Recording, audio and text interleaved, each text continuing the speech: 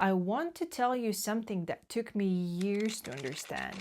And when I finally did, it changed how I think about business innovation forever. The most creative business ideas I've ever encountered weren't actually new. They were borrowed, stolen really, from completely different industries and applied somewhere no one expected them to work. Once I started looking for this pattern, I found it everywhere. The businesses that seem most innovative aren't inventing anything. They're translating success from one context to another. They're pattern discoverers, not pattern creators. Let me show you what I mean. There's a company in Los Angeles called Museum of Ice Cream. They're not a museum. They don't have historical artifacts or educational exhibits. What they have is a series of highly Instagram-worthy rooms where people pay $35 to take photos with ice cream-themed installations. They've generated over $20 million in annual revenue selling tickets to take pictures of yourself with a giant pink sprinkle pool. And the business model, they borrowed it from immersive theater. Immersive theater companies like Sleep No More discovered that audiences would pay premium prices to be inside an experience rather than watching it from seats.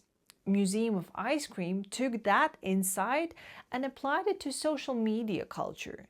The experience isn't the ice cream. The experience is being photographed in a visually stunning environment. The ice cream is just the wrapper. That's not innovation in the traditional sense. They saw what worked in theater and asked, where else could this pattern apply? This is what I now call cross-industry pattern discovery, and it's the most reliable source of strategic innovation I've ever found. You don't need to invent anything new. You need to see what's already working somewhere else and recognize where it could work again. Today, I want to give you a framework for finding these opportunities in your own business. Structured pathways that emerge when you look at your business through the lens of what's working in adjacent industries. I call this the 4 strategic pathways, and they represent 4 distinct directions you can grow by borrowing proven patterns from elsewhere. The first pathway is north, expand influence. This means looking at how knowledge business creates scale and asking, what would that look in my context? The pattern to study here is Masterclass. Masterclass sells celebrity-taught courses for $120 per class or an annual subscription. They don't sell the actual skill. Gordon Ramsay's cooking class won't make you a professional chef. What they sell is the experience of learning from excellence, packaged for mass distribution. The genius of Masterclass isn't the content, it's the productization of authority. They took something that used to require physical presence, learning from a master, and made it infinitely scalable. Now, what if a premium jewelry brand looked at this pattern and asked, what knowledge do we have that could be productized? A brand built around cultural preservation jewelry has accumulated deep expertise in heritage naming traditions, the stories behind cultural practices, the research methods for uncovering family history. That knowledge currently lives only in the founder's head and in one-on-one customer conversations. The North Pathway asks, could that knowledge become a course? A certification program, a digital product that reaches thousands of people who might never buy the jewelry, but desperately want to understand their own cultural heritage? This isn't diluting the core business, but it's rather expanding influence through a different delivery mechanism. The jewelry remains precision craft. The knowledge product creates scale. And crucially, some percentage of people who take the course become jewelry customers because they have developed trust through the educational relationship. The pattern isn't new. Masterclass proved it works. The innovation is recognizing where else it could apply. The second pathway is south, deepen community.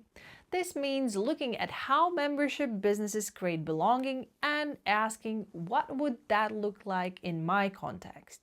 The pattern to study here is Soho House. Soho House charges $3,000 to $4,000 per year for membership in what is essentially a network of social clubs for creative professionals. They're not selling hotel rooms or restaurant meals, they're selling identity and belonging. Members pay to be the kind of person who belongs to Soho House. The genius isn't the physical spaces, though those are beautiful. The genius is converting customers into community members with recurring revenue and dramatically higher lifetime value.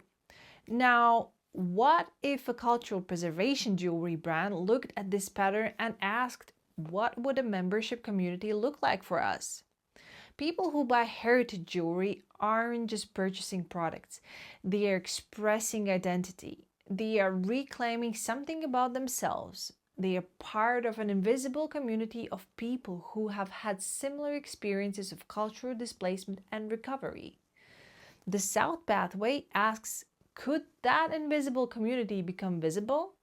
Could you create a membership tier that offers cultural workshops, early access to designs, exclusive gatherings, and ongoing connection with others on the same journey? It's about deepening relationship with the people who already believe in what you're doing.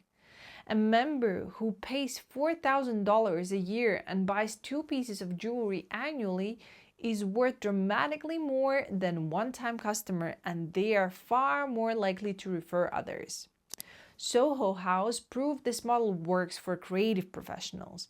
The innovation is recognizing it could work for people seeking cultural connection. The third pathway is East, transform category. This means looking at how experienced businesses create cultural moments and asking, what would that look like in my context? The pattern to study here is Museum of Ice Cream again, but also broader experience economy. Companies like Meow Wolf create immersive art installations that generate millions in ticket revenue. Pop-up experiences from fashion brands to media companies have proven that people will pay premium prices for transformative moments they can share on social media. The genius is recognizing that experiences can be more valuable than products and that cultural significance can become a destination. Now, what if a cultural preservation jewelry brand looked at this pattern and asked, what would an experience destination look like for us? A brand that has collected hundreds or thousands of customer name stories has something extraordinary. A cultural archive, names in dozens of languages, stories of displacement and reclamation. The East Pathway asks, could that archive become an exhibition? A traveling pop-up that celebrates diaspora names and invites visitors to explore naming traditions from around the world? A ticketed experience that generates press coverage worth millions in equivalent advertising while positioning the brand as a cultural institution rather than just a jewelry company. This is the boldest pathway because it requires significant investment and operational complexity, but it's also potentially transformational. Museum of Ice Cream created an entirely new category by translating immersive theater to consumer experience. A Museum of Lost Names could do the same for cultural preservation. The fourth pathway is West, return to core. This means looking at how luxury concierge services create exceptional value and asking, what would that look in my context? The pattern to study here is companies like Quintessentially, which provides ultra-high net worth individuals with access to impossible experiences for $25,000 to $100,000 annually. They solve problems money can't normally solve. They deliver emotional value that far exceeds the functional value of their services. The genius is recognizing that some problems are so emotionally significant that price becomes irrelevant to the people experiencing them. Now, what if a cultural preservation jewelry brand had emerged from a specific personal experience, say family heirloom jewelry being stolen, and the founders attempt to recreate what was lost? The West Pathway asks, could that personal origin story become a premium service? Could you offer families who have experienced similar loss, whether through theft, displacement, or simply the passage of time, a white glove service that helps them recreate lost heritage pieces? This isn't a mass market. It might serve only 12 to 24 families per year, but at $3,000 to $15,000 per engagement with margins of 60% or more, it becomes significant revenue. And more importantly, it's a return to the founder's original why. It's doing for others what the founder wished someone had done for them. Quintessentially, prove that emotional value commands premium pricing. The innovation is recognizing that heirloom recreation is one of those emotionally significant problems. So here's the framework for using these 4 pathways. First, you study what's working in adjacent industries, not competitors, but adjacent industries. Companies solving different problems for similar customers or similar problems for different customers. That's where the patterns hide. Second, you ask the translation question, what would this look like in my context? Not whether you could do exactly what they are doing, but what adaptation would make sense given your specific assets, capabilities, and customer relationships. Third, you evaluate each pathway through your origin compass. Does it align with your foundational pattern? Does it honor your genetic code? Does it fit your natural rhythm? Does it advance your strategic imperative? Does it pass your decision filter? Not every pathway will align, and that's fine.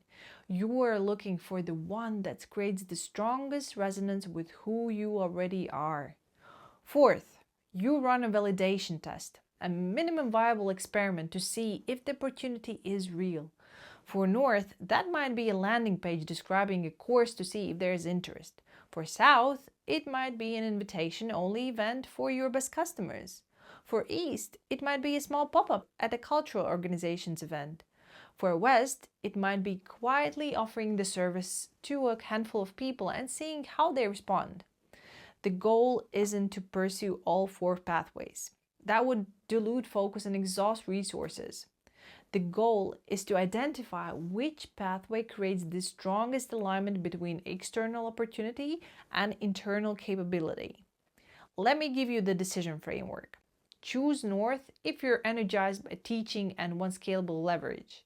If the idea of reaching thousands of people through education excites you, if you have knowledge that others desperately want, if you can see yourself building curriculum and leading learning experiences, North is your pathway. Choose South if you're energized by community and want recurring relationships. If the idea of facilitating connection and creating belonging excites you. If your customers already share identity and values, if you love hosting, South is your pathway. Choose East if you are energized by bold moves and want category transformation. If the idea of creating a cultural moment excites you, if you have assets that could become a destination, if you want to make a permanent mark on culture itself, East is your pathway. Choose West if you are energized by deep service and want to return to your original why. If the idea of doing transformative work for a small number of people excites you, if your origin story represents a problem others also face, if intimate high-touch service feels like coming home, West is your pathway. The pattern discovery approach I'm describing isn't about being clever. It's about being observant. The innovations are already out there, working, proven. Your job is to see them clearly enough to recognize where they could work again. And here's what I want you to do this week. Pick one adjacent industry and study 3 successful companies in it. Not competitors, adjacent players. Look at how they create value, how they structure offerings, how they build community, how they price. Then ask the translation question for each one. What would this look like in my context? Not would it work, not is it practical, just what would it look like? Let your imagination run. Finally, run any promising ideas through your origin compass. Check for alignment across all 5 elements. The pathways that align strongly are worth exploring further. If you want help identifying which pathway is right for your business, True North audits include complete cross-industry pattern analysis. I study adjacent industries, identify translation opportunities, and recommend the pathways that create strongest alignment with your specific genome, rhythm, and compass. The link is in the description. Next week, I'm going to show you the silent killer that destroys growing businesses. It's called strategic drift, and it happens when companies move away from their core through thousands of tiny choices that each seem reasonable. By the time you notice, you're often too far gone. I'll show you how to build an early warning system that catches it before it costs you everything. Thanks for watching. I'll see you then.